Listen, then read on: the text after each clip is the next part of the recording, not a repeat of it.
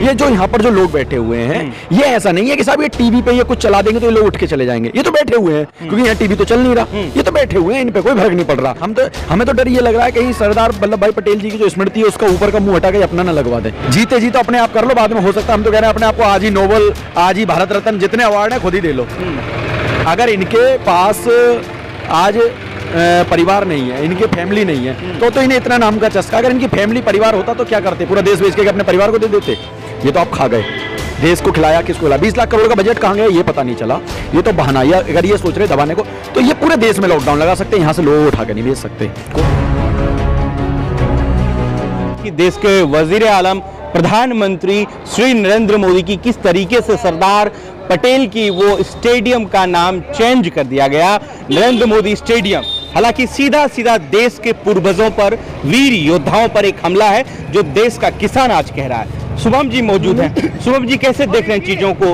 जिंदे व्यक्ति ने खुद का नाम उजागर करने के लिए अपने नाम से स्टेडियम बना लिया, वो लोग जिन्होंने देश के लिए कुर्बानी दी थी, उनका नाम धूमिल कर दिया गया। जब ये सरकार सत्ता में आई थी तो सिर्फ ये एक ही चीज का रोना रोके आई थी कि सारे प्रसिद्ध जगहों के नाम, स्टेडियम के नाम कांग्रेस सरकार के पूर्व नेताओं के नाम पर थे। लेकिन उनके नाम तब थे जब वो नहीं थे, उनकी श्रद्धा सुमन में और नेताओं ने दिए थे। इनको रोना यही था कि साहब इन्होंने अपने नाम पर ये स्टेडियम, ये स्मृति, ये बनवा लिया। ये पहला व्यक्ति है जिसने जीते जी अपने ये करा है। इसका मतलब या तो हमारे देश में हमारे जो योद्धा थे, मतलब योद्धा से मतलब कि जो आंदोलनकारी थे 47 से पहले, वो इतने कम रह गए कि हमारे लिए नाम रखने की जगह नहीं थी। सुभाष चंद्र बोस जी के नाम पर रख सकते थे, शहीद आजम भगत सिंह जी के नाम रख सकते थे, सुखदेव जी के नाम पर रख सकते थे, बहुत सारे ऐसे हमारे क्रांतिकारी रहे, मंगल पांडे जी के नाम पर रख सकते थे। इतनी अभी आवश्यकता इस देश को नहीं आई थी कि तुम्हारे नाम पर स्टेडियम का नाम रखना पड़े। अभी हमारे पास बहुत क्रांतिकारी हैं, बहुत ऐसे योद्धा थे जिन्होंने इस देश के लिए कुर्बानी दी। लोग कह रहे हैं कि किसान आंदोलन को दबाने के लिए, एक मुद्दे भटकाने के लिए तमाम ऐसी चीजें हैं, आप इसको स्वीकार करते हैं? ये अब तक 7 साल तक होता आया था कि ये कोई मुद्दा उठा, इनकी आईटी सेल कुछ ना कुछ कर देती थी। इनकी आईटी सेल को तो पहली बार खत्म, नस्तेनाबूद कर दिया है। पहली बार इनको ये एक सवाल करते हैं, इनको 10 जवाब मिलते हैं। तैयार है बिल्कुल इनसे हर तरीके से लड़ने। ये कितने मुद्दे भटका लें। ये जो यहाँ पर जो लोग बैठे हुए हैं, ये ऐसा नहीं है कि साहब ये टीवी पे ये कुछ चला देंगे तो ये लोग उठ के चले जाएंगे। ये तो बैठे हुए हैं, क्योंकि यहाँ टीवी तो चल नहीं रहा। ये तो बैठे हुए हैं, इन पे कोई फर्क नहीं पड़ रहा। ये रोज मुद्दे भटकाओ, ये रोज अपने घर में बम फोड़ लो, हम पे कोई फर्क नहीं पड़ रहा। ये रोज आत्महत्या कर लो, ये रोज कोई ड्रामा कर लो, रोज मूर्ति बनवाओ। हमें तो डर ये लग रहा है कहीं सरदार वल्लभ भाई पटेल जी की जो स्मृति है उसका ऊपर का मुंह हटा के अपना न लगवा दें। डर है आपको इस बात? पूरा डर है। फिर से बोलिए, क्या बोला? पूरा डर है। क्या बोला? ये पूरे ऊपर का मुंह हटा के कहीं अपना न लगा दें सरदार पटेल की। जी जी जी, क्योंकि ऐसा है, ये तीन तो मुद्दा चाहिए।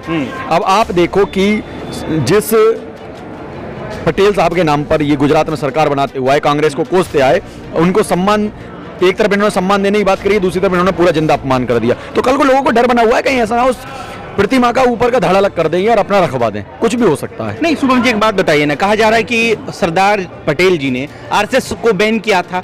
अब लोग ऐसा कह रहे हैं, किसान ऐसा कह रहे हैं कि बदला लिया जा रहा है सरदार पटेल का। ये तो आप इनका देखो, इनका तो टारगेट रहता है, ये हिसाब से बदला लेते हैं। ये तो इन्होंने इज्जत देकर, माला पहनाकर बेइज्जती करने की प्लानिंग करी है। मतलब इनका तो टारगेट है कि जिसने मतलब इनका विरोध किया है, ठीक है, आर्थिक रूप से, मानसिक रूप से, उसको हर तरीके से दबाएंगे, उसको उसी तरीके से बदला लेंगे।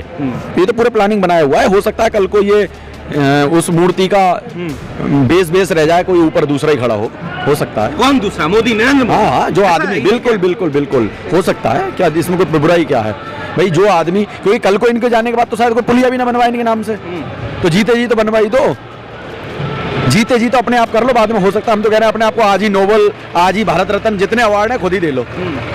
अगर इनके पास आज परिवार नहीं है, इनकी फैमिली नहीं है, तो इन्हें इतना नाम का चस्का। अगर इनकी फैमिली परिवार होता तो क्या करते? पूरा देश बेच के अपने परिवार को दे देते।